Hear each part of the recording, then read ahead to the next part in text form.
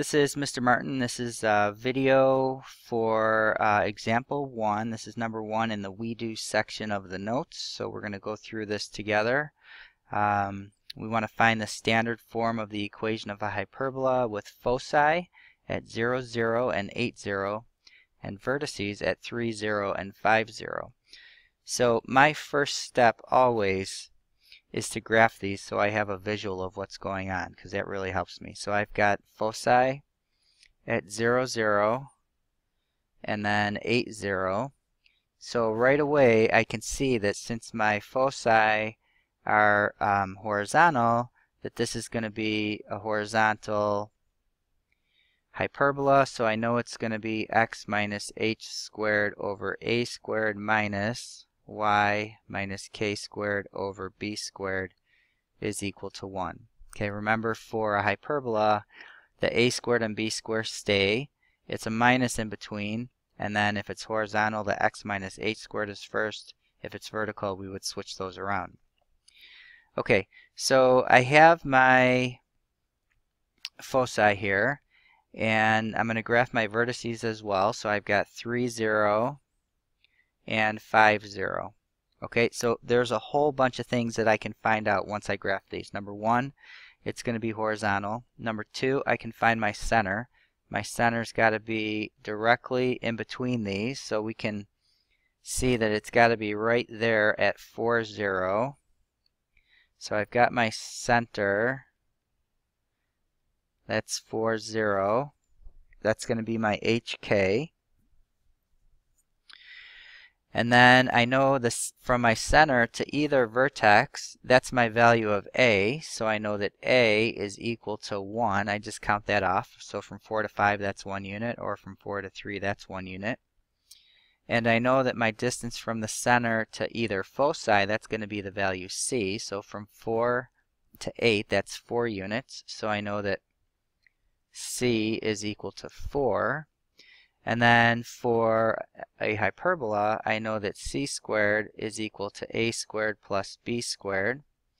So I've got 4 squared, which is 16, is equal to 1 squared, which is 1, plus b squared.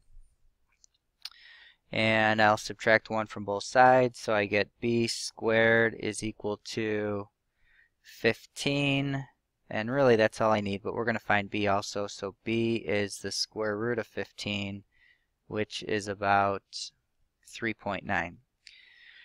So really all we need to do is find the standard equation, which we can go ahead and do now, but we're going to graph it also. So my standard equation, I've got x minus h squared. So I've got x minus 4 squared over a squared, so a was 1, so that's 1 squared is 1, minus, and then y minus k squared, so that's y minus 0 squared, or just y squared, over b squared, which is 15, and that's going to equal 1. Okay, so here's my standard form, and then let's go ahead and graph it for a little extra practice. We talked about our transverse axis being 2a, so that would be from 3 to 5. So if we were looking for the length of the transverse axis, it would be 2. And then we need to find the other edges of our central rectangle, so that's where b comes in. So we know this is going to open horizontally somehow.